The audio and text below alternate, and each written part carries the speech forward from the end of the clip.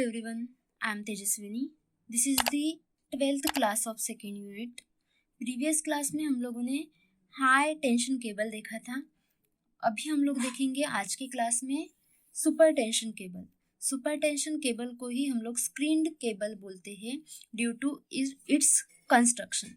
तो कंस्ट्रक्शन इसका कुछ इस तरीके का होता है, तो इसलिए इसको नाम पड़ा स्क्रीन केबल. तो सुपर टेंशन केबल मतलब ही स्क्रीन केबल होता है और ये केबल यूज किया जाता है अप टू 33 kV वोल्टेज तक. But in case particular cases में उसका वोल्टेज बढ़ाया भी जाता है सम टाइम के लिए, तो वो एक्सटेंड हम लोग कर सकते हैं 66 kV तक. ठीक है, कुछ टाइम के लिए बस. Now first one that is H type cable. एच टाइप केबल का कंस्ट्रक्शन कुछ इस तरीके का होता है. देखो फर्स्ट क्या होता है, कोर. जो ये दिख रहा है अंदर का होल, तो वो होता है कोर. और उसके ऊपर फिर वाउंड होता है पेपर इंसुलेशन. पेपर इंसुलेशन के बाद ये जो थर्ड दिख रहा है, कहाँ गया ये, ठीक है, इसके ऊपर पेपर इंसुलेशन के ऊपर ये थर्ड मेटेलिक स्क्रीन होती है. यहाँ पे मेटेलिक स्क्रीन इसलिए बोला गया है क्योंकि ये पतली शीट होती है, तो इसीलिए ये स्क्रीन नाम इसलिए यहाँ पे दिया गया है क्योंकि वो पतली शीट होती है. और इस केबल को हम लोग स्क्रीन इसलिए बोलते हैं क्योंकि यहाँ पे एक एडिशनल न्यू वर्ड यूज किया गया है, मेटेलिक स्क्रीन. तो ये स्क्रीन नाम वहाँ से पड़ा है. नेक्स्ट उसके ऊपर ये जो दिख रहा है, तो ये होता है कंडक्टिंग बेल्ट.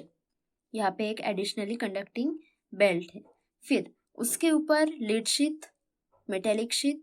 फिर उसके ऊपर बीडिंग, ये है आर्मरिंग. और उसके ऊपर फिर ये सर्विंग. तो इसके नंबर ऑफ ऐसे लेयर्स है और ये कंस्ट्रक्शन है. अगर ये याद रखा जाता है ये डायग्राम, तो हमको एक्सप्लेनेशन इजीली आता है. सी पॉइंट जो डायग्राम थी वो क्या शो कर रही थी, 3 core for H type cable.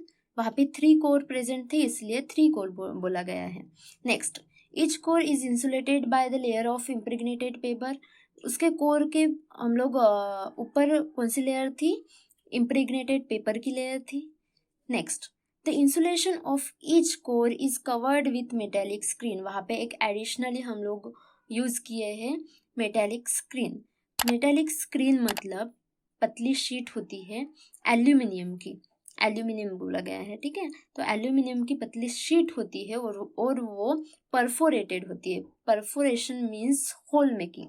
वहाँ पे होल्स होते हैं, तो इसीलिए वहाँ पे नाम दिया गया है परफोरेटेड. तो मेटेलिक स्क्रीन एल्यूमिनियम की होती है जो परफोरेटेड होती है. Next all screen in contact with each other. वहाँ पे दिख रहा है, रुको मैं शो करती हूँ.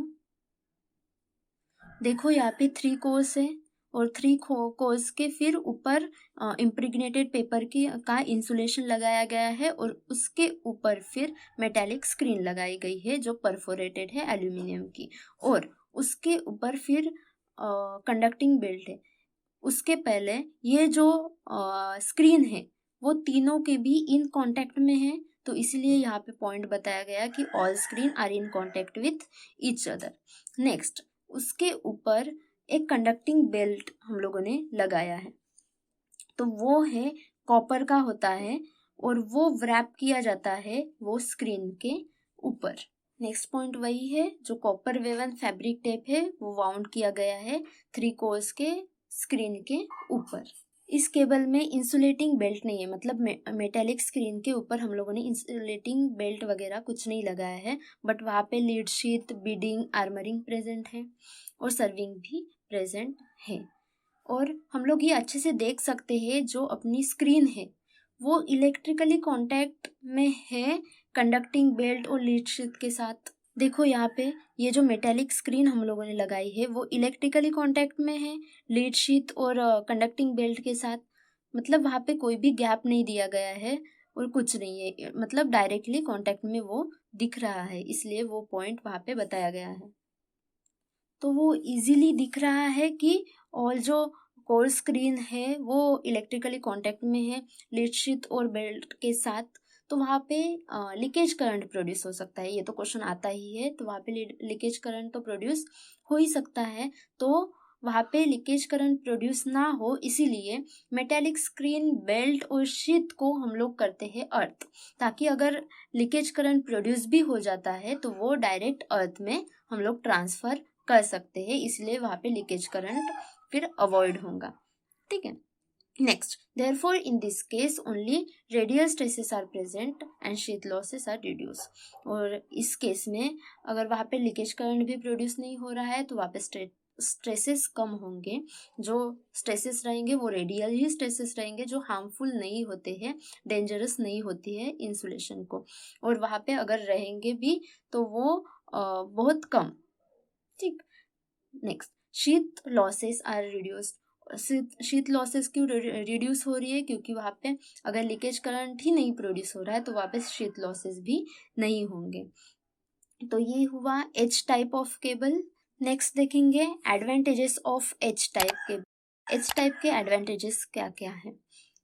हम लोगों ने वहाँ पे एक मेटेलिक स्क्रीन लगाई थी, वो कैसे थी? परफोरेटेड थी, एल्यूमिनियम की, मतलब वहाँ पे होल्स थे।